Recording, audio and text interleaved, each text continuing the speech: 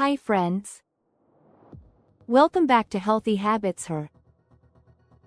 I'm Ella, and this channel is all about women's health, nutrition, and those lifestyle habits that help you feel strong, balanced, and confident through every stage of life. Today, we're diving into one of the most popular, but also most misunderstood, nutrition approaches, the ketogenic diet. Maybe you've heard of it, tried it before, or you're just curious but a little intimidated. And I totally get it. When people first start keto, a lot end up feeling tired, dizzy, or just overwhelmed by all the rules. Some give up after just a few days because they're doing it in a way that isn't sustainable. That's why in this video, I'm gonna show you exactly how to start keto the right way, in a healthy, practical way that's especially supportive for women's bodies. We'll chat about what to eat, what to avoid, how to handle hunger, how to use intermittent fasting, and even how to deal with challenges like keto flu. So, grab your tea, your notebook, or just get comfy, because we're about to take a deep dive into keto done right.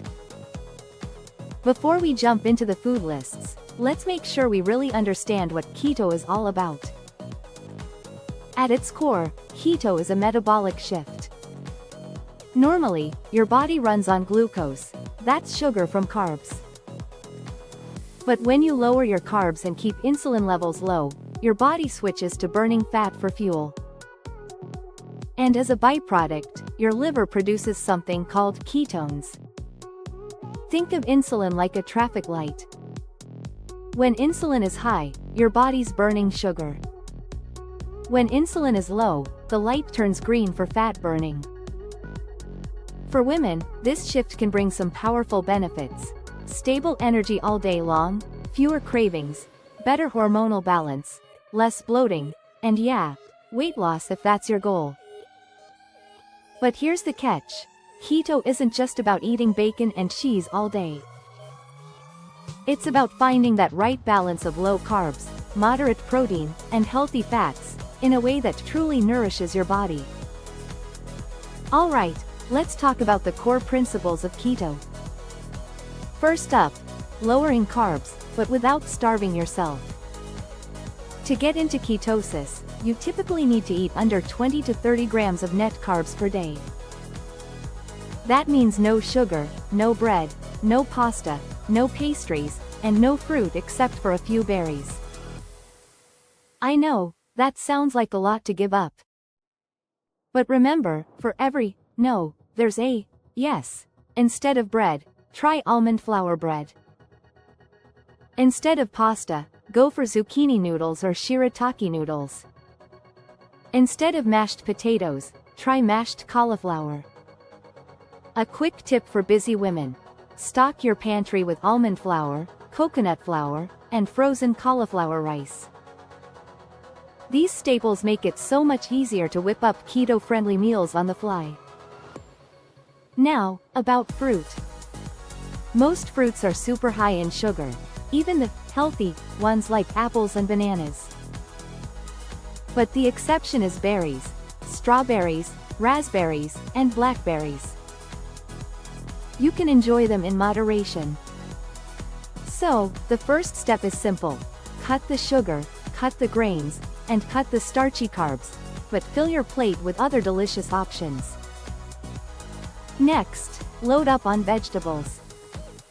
A common mistake people make with keto is skipping veggies. But actually, vegetables are the foundation of a healthy keto diet. Aim for at least 7 cups of veggies per day. That could be leafy greens in a salad, roasted broccoli, stir-fried cabbage, kale chips, or even a green smoothie. Veggies do 2 critical things. 1. They feed the healthy bacteria in your gut, which keeps your digestion and mood in balance. 2. They give you essential nutrients like potassium, magnesium, and vitamin C, which help prevent keto flu and keep your energy up. A little strategy: eat your vegetables first at mealtime. It makes it easier to get enough before you fill up on protein and fat. And then, moderate your protein.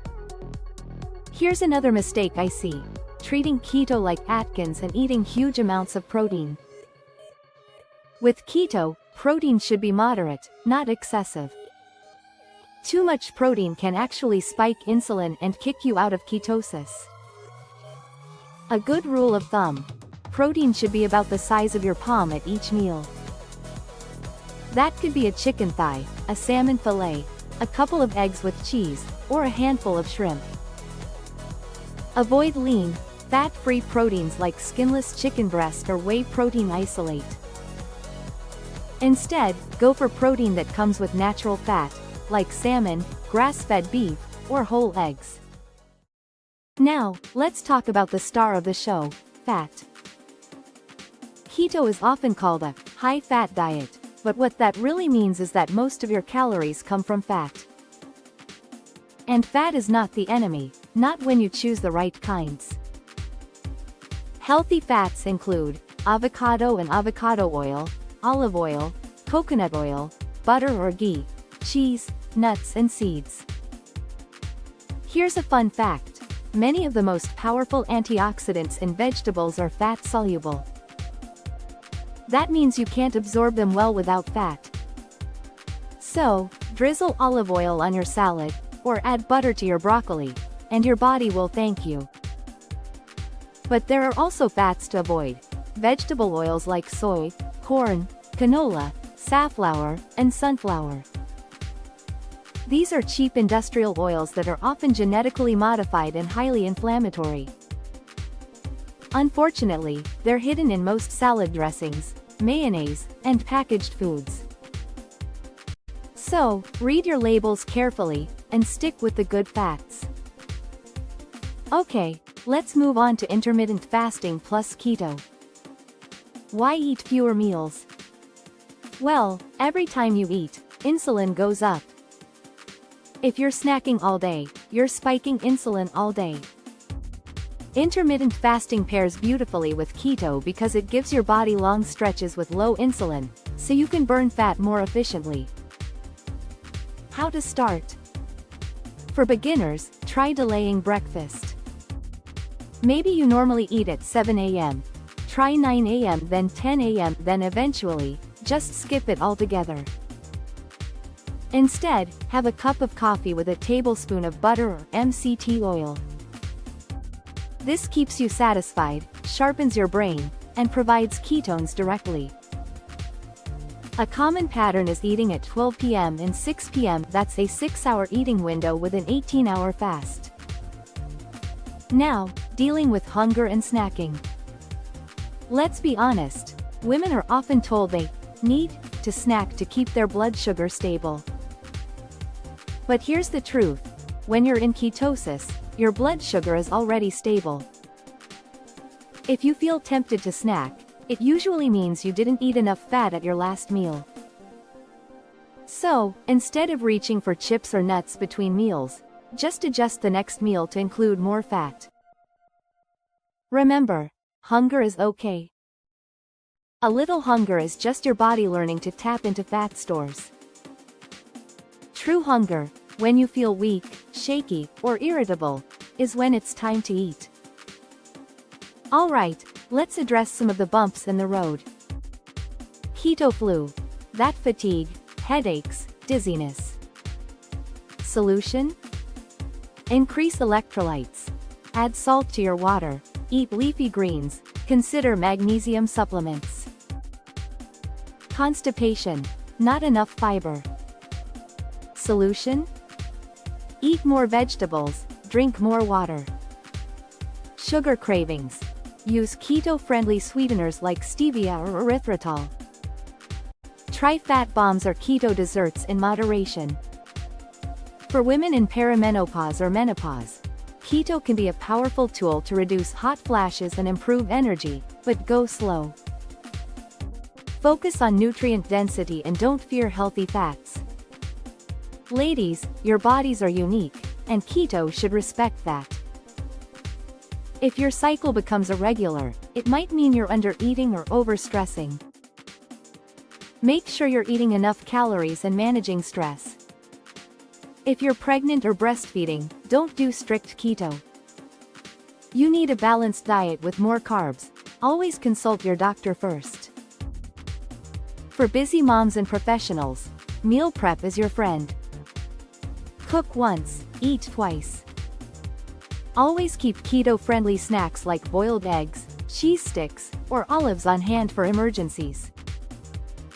So, let's recap the 3 golden rules of starting keto the right way. 1. Cut carbs but eat plenty of vegetables.